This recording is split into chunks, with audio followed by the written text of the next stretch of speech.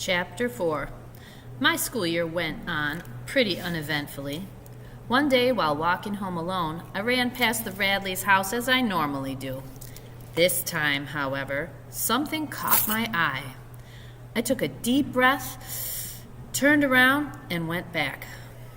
Next to the Radley house, there were two tall oak trees. One of the trees had a knot hole, and there was some shiny tinfoil sticking out of it. I stuck my hand in the knothole and pulled out 2 pieces of chewing gum, Wrigley's Double Mint. I quickly snatched it up and ran home, even though I wanted to cram it in my mouth. Once I got to the porch, I inspected my find. I sniffed it and licked it, and when I didn't die, I put the gum in my mouth. Jem came home and wondered where I got the gum.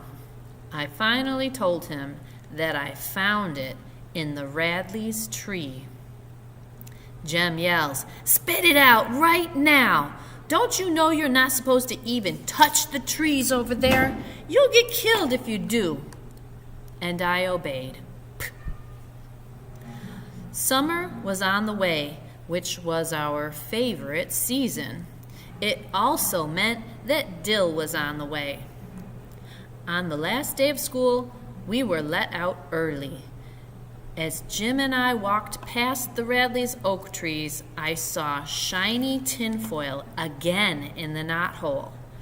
We both ran over, grabbed the prize, and hurried home to examine it. It was a small jewelry box covered in tinfoil wrappers. Inside the box were 2 Indian head pennies that were really old.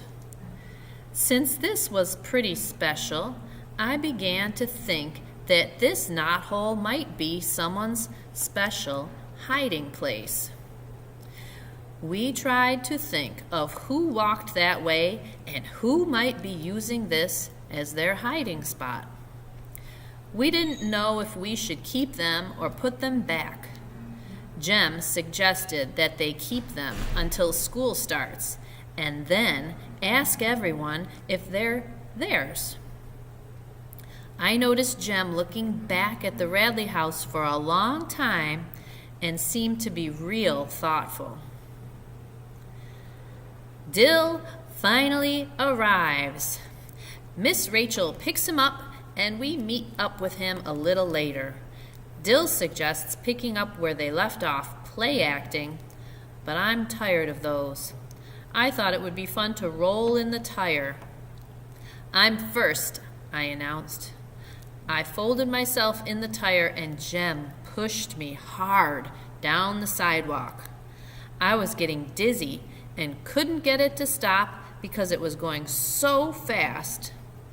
I hear Jem yelling behind me. All of a sudden, I bumped into something and stopped. I lay on the cement for a while and hear Jem's voice. "Scout, get away from there! Come on!"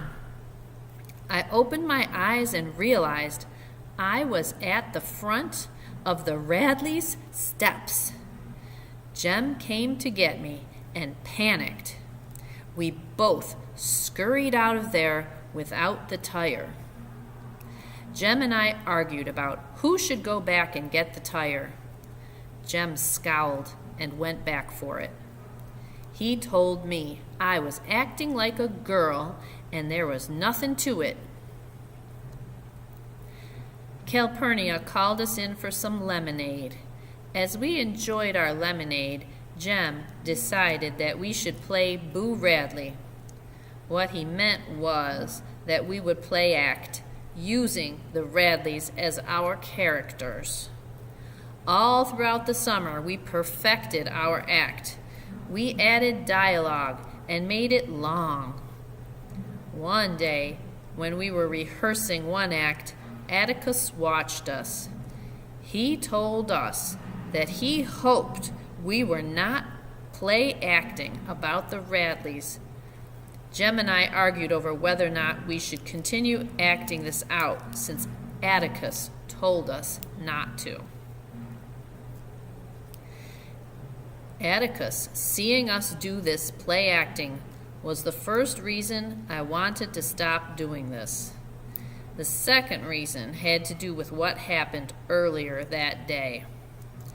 After I rolled into the Radleys' yard, I heard not only Jem's voice yelling, but also another sound. It was a soft sound. Someone inside of the house was laughing.